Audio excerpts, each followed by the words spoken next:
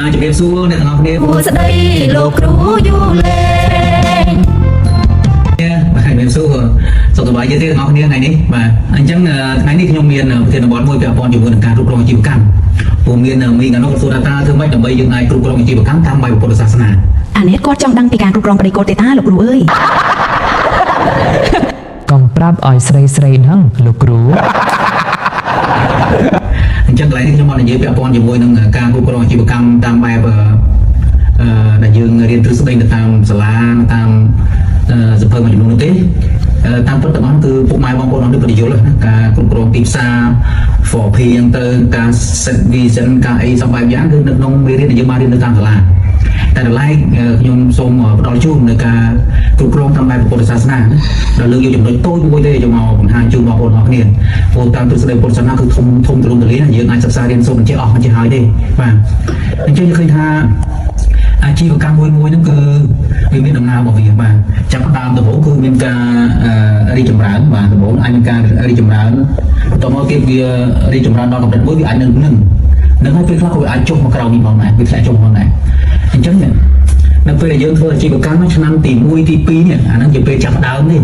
ក៏ប៉ុន្តែក្នុងពេលចាប់ផ្ដើមគឺឃើញថាវាមានការរីកចម្រើនអញ្ចឹងក្នុងពេលហ្នឹងហើយយើងត្រូវតែយើងត្រូវតែគ្រប់គ្រងចិត្តយើងឲ្យបានបញ្ជាទី1គឺបញ្ជាមិនឲ្យលុបលុនបាទអ្នកខ្លះគាត់បើអាជីវកម្មបានឆ្នាំ2ឆ្នាំទៅឃើញយ៉ាងច្រើនគាត់ចាប់ផ្ដើមបើកសាខ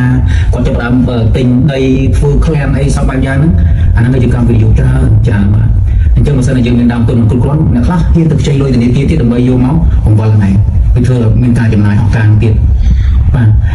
អញ្ចឹងពេលខ្លះទៅដោយសារតែអាជីវកម្មវាដំណើរការបានរយៈខ្លីវាមានបញ្ហាកើតឡើងបាទដោយបច្ចុប្បន្ននេះអញ្ចឹងមានបញ្ហាសង្គ្រាមផងសេដ្ឋកិច្ចផងទៅគឺអាជីវកម្មមានការរាំងស្ទះចឹងដល់ពេលយើងត្រូវការលុយក៏អត់មានដោយសារយើងវិនិយោគទៅលើអចលនទ្រព្យមួយចំនួនហើយអចលនទ្រព្យមួយចំនួនហើយទៅធ្វើស្ទះអាជីវកម្មរបស់យើងបាទអញ្ចឹងខ្ញុំគិតថាឆ្នាំទី1ទី2ជាពេលដែលយើងទុកខ្លួនកាត់បន្ថយនឹងការលុបលុនណាចំណូលរបស់យើងចំណេញរបស់យើងសមរម្យរបស់យើងទៅមកជំហានតិចទៅសមទៅបាទកុំអាលបោះទុនវិនិយោគធំពង្រីកខ្លួននោះបាទមួយទៀតជាផុតដែរនៃការទិញអចលនទ្រព្យមកស្តុកទុកអ្នកខ្លះចង់បានចំណូលបន្ថែមគាត់ទៅទិញដីទិញផ្ទះទិញអីទៅទិញឡានហ្នឹងសុទ្ធតែជារឿងមិនគួរចំណាយទេបើមិនយើងជាអ្នកធ្វើអាជីវកម្មថ្មីៗណាទៅទៅចាប់ផ្ដើមអាជីវកម្មមួយឆ្នាំពីរឆ្នាំដំបូងនោះបាទនេះបើតាមកំណត់ខ្ញុំណាបាទខ្ញុំគ្រប់គ្រងនេះមួយគឺគ្រប់គ្រងចិត្តលុបលុនបាទនៅឆ្នាំទី1ទី2នេះមួយទៀតទូរស័ព្ទណាបងប្អូនឆ្នាំទី1ទី2នេះគឺបើយើងរកស៊ីប្រកបរបរអាជីវកម្មគឺអាចមានការខំកែវក្រោយច្រើនទីមួយយើងស្មុគស្មាញនឹងការងារផងគ្រប់គ្រងបុគ្គលិកផងស្វែងរកទីផ្សារផងមកជួប supplier ផងគ្រប់គ្រងផងយើងធ្វើយើងមានការស្មុគស្មាញអញ្ចឹងបើតែខ្លះអត់ចេះគ្រប់គ្រងអារម្មណ៍ពេលហ្នឹងគឺឆេវឆាវហ្មងបាទមកដល់ផ្ទះឆ្លុះប្រពន្ធឆ្លុះកូនរឿងរ៉ាវមិនឈប់ទេបាទអញ្ចឹងដោយសារយើងមាន stress នៅកន្លែងការងាររបស់យើងនៅកន្លែងប្រកបរបររបស់យើងហើយបើសិនជាអ្នកដែលលូបលុនទៅទិញនេះទិញនោះបន្ថែមផង7លុយមិនទាន់ទៀតរហូតតែ stress បន្ថែមទៀតមានអ្នកខ្លះប្រកបរបរអាជីវកម្មទៅ2ឆ្នាំរហូតផឹកតែឆ្នាំមួយដេកអាចកើតជំងឺផ្សែងប្រសាទទៀតដោយសារតែដេកលួនឯងចឹងមកប្រយ័ត្នប្រយែងគឺទី1គ្រប់គ្រងភាពលុបលុនទី2ទៅគ្រប់គ្រងទៅលើទូរស័ព្ទការខំគ្រាវក្រៅហ្នឹងឯងត្រូវធ្នមចិត្តមែនតើកន្លែងហ្នឹងបាទទី3គឺមោហៈទៅប្រកាន់ជាប់នៅសេចក្តីល្អសេចក្តីទៀងត្រង់កំពុងកំហុសតែជនទូទៅយើងដឹងថាចំណេញច្រើនផលិតផលរបស់យើងទៅចូលទីផ្សារថ្មីមិនទាន់មានលក់លើទីផ្សារយ៉ាងណាក៏ដោយត្រូវកំណត់តម្លៃមកឲ្យបានសមរម្យកំពុងទៅលើគុណភាពរបស់ហ្នឹងផលិតផលរបស់យើងឯងដើម្បីរក្សាបានទីផ្សាររបស់យើងយូរអង្វែងបាទអញ្ចឹងអ្វីដែលយើងគួរតែធ្វើគឺគ្រប់គ្រងផ្លូវចិត្តគុណធម៌របស់យើងឯងតាមបែបពុទ្ធសាសនាបាទកាលណាយើងមានហ្នឹងយើងជោគជ័យនៅអាជីវកម្មរបស់យើងបាទអញ្ចឹងនៅពេលដែលយើងបង្កមុខរបរដល់ឆ្នាំទី3ទី4ហើយយើងចាប់ផ្ដើមរីកចម្រើនខ្លាំងណាស់ពេលហ្នឹងដែលយើងអាចចាប់ផ្ដើមចំរីកខ្លួនក៏វាល្អដែរចាប់បានវាសមពេលវេលាវាសមរម្យក្នុងការធ្វើហើយបាទតែយ៉ាងណាក៏យើងត្រូវតែមានបញ្ញាដែរបាទបញ្ញាគឺការឡើងពីការស្ដាប់បញ្ញាការឡើងពីការស្រាវជ្រាវបាទមិនបញ្ញាការឡើងពីការសម័យណាអង្គុយសម័យយកបាទមានបញ្ញាអត់ទេបាទអញ្ចឹងស្ដាប់ស្រាវជ្រាវពិចារណា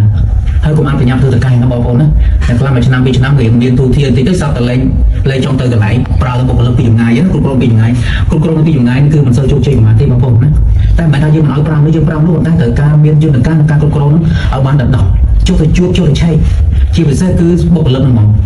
មើលតំណែងតំណងការងាររបស់គាត់ហ្នឹងតើការងារគាត់តម្លៃមានការខ្វះខាតកន្លែងណាតំណែងតំណងគ្នានឹងបានល្អដែរអត់មានការបង្កើតជាបច្ចុប្បន្នជាក្រុមដែរអត់រឿងអត់ត្រូវដោះស្រាយព្រាមរឿងបុគ្គលិកហ្នឹងហ្មងមិនមែនជារឿងមួយតូចទេណាបាទរឿងតំណងបុគ្គលិកជារឿងតូចតែមិនមែនជារឿងធំបំផុតនៅក្នុងអាជីវកម្មតែត្រូវដោះស្រាយព្រាមនឹងតែម្ដងបាទអញ្ចឹងការចូលទៅភាគយើងដឹងរឿងច្រើនការចុះទៅលើទីផ្សារទៅតាមភូមិទៅតាមអីគឺយើងដឹងពីតម្រូវការរបស់យើងច្បាស់លាស់ យើងកំណត់គោលដៅនឹងបានច្បាស់លាស់ហើយយើងអាចវិភាគបានថាតើយើងគួរតែបង្រៀនខ្លួនថែមទៀតដែរមួយអស់បាទបាទអញ្ចឹងមានបញ្ញាមានសតិនិងវិរិយៈបាទការព្យាយាមនេះគឺត្រូវតែមានជាប្រចាំតាំងពីឆ្នាំទី1រហូតដល់យើងរីកចម្រើនក៏យើងត្រូវបោះចោលនឹងការព្យាយាមដែរឧស្សាហ៍ព្យាយាមដែរបាទអញ្ចឹងយើងមានប៉ុណ្ណឹងពាក់ព័ន្ធជាមួយការធ្វើជាកម្មជារួមតាមបែបពុទ្ធសាសនាគឺយើងថាយើងទីតាមនៅខ្ញុំគឺថាយើងត្រូវពង្រឹងនៅផ្លូវចិត្តរបស់យើងឯងហើយទីមួយគឺយើងប្រកាន់យកនៅការកាត់បន្ថយលោភៈគឺអលោភៈឲ្យចេះល្មមខ្លួន